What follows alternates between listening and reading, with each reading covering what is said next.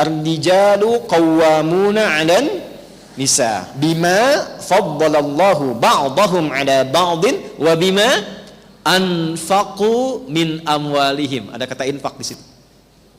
Itu yang sering kita singkat dengan nama nafkah.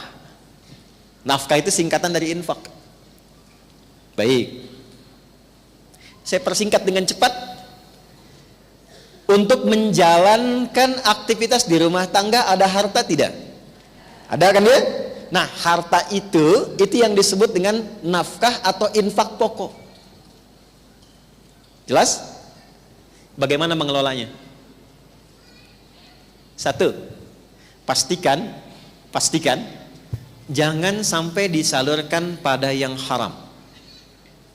Dapatnya halal, disalurkannya pun halal. Yuk kita lihat. Kita ambil dari pokok hadis Nabi saja.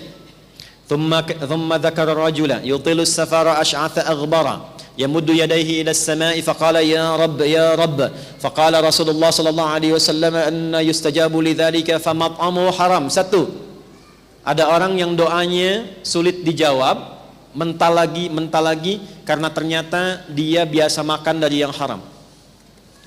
Jaga makanan di rumah, Bu, jangan masuk yang haram. Suami kasih halal, jangan belikan dari bahan yang haram. Karena sekarang saya lihat membedakannya tuh nggak mudah. Coba di pasar-pasar, di supermarket, di toko-toko, dari mana kita tahu bahwa dipotongnya benar? Contoh saja, ya, contoh. Mashrabuhu haram. Yang tadi doanya sulit itu diterima karena minumannya haram. Maka jangan pernah buatkan sesuatu yang bersumber dari yang haram. Makanan, minuman. Perhatikan nih. Malbasu haram. Pakaiannya Allah nggak suka. Coba lihat pakaian anak-anak yang ibu belikan. Kan sudah ada ketentuan pakaian dalam Quran. Ibu menginginkan Allah ridha dengan dia, tapi dibelikan pakaian yang tidak Allah sukai. Melekat gak keberkahan pada diri anak itu? Coba lihat. Ya. Allah senang yang bagaimana? Allah senang seperti apa? Sementara orang tua memberikan pakaian yang Allah nggak suka, aurat yang terbuka, yang tampak, yang kemudian bahkan dikatakan modelnya sekarang begitu. Sekarang, nanti saat sekarang ditinggalkan pulang, itu bukan modelnya lagi.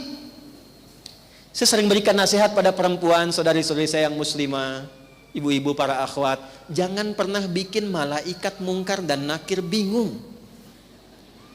Itu selalu. Karena kafan muslimah itu ada kerudungnya. Kalau laki-laki 2 kain, perempuan tuh 2+1. Satunya itu kerudungnya. Itu. Jadi jangan sampai tidak dikenakan saat di dunia, tapi saat dikubur dipakai. Malaikat tanya nanti, ini siapa? Cie-cie, kan? Berjilbab nih, misal gitu kan? Nah, yang belum dibantu dengan doa, jangan direndahkan. Jangan direndahkan, jangan diejek, diajak. Tidak diejek, diajak. Didoakan. Diberikan perhatian yang baik. Pakai, alhamdulillah, tidak harus disamakan. Jangan, dia tuh sudah berusaha pakai, itu nggak mudah untuk berjilbab. Pertama dikenakan, rangkul. Pujilah Allah, doakan terus kemudian. Jangan disamakan dengan yang sudah matang misalnya. Yang jilbabnya sudah merasa sudah lebih baik. Ingat, Allah mencintai, sangat mencintai orang yang pernah berbuat maksiat lantas bertobat dibandingkan orang yang merasa soleh.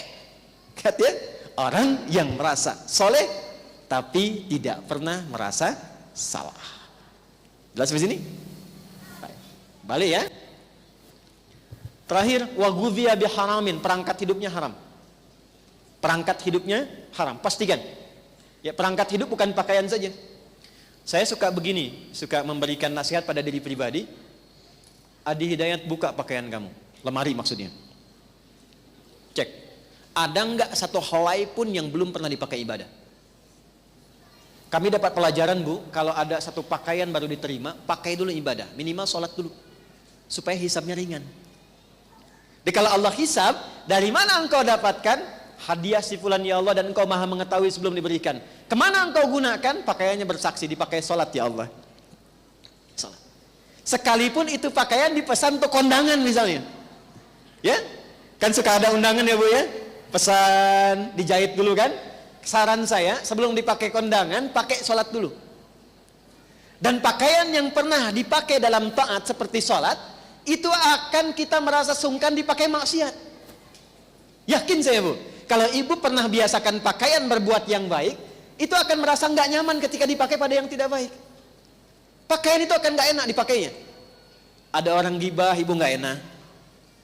Ya, diajak ke tempat yang nggak bagus, itu nggak nyaman. Itu poinnya. Paham sampai sini?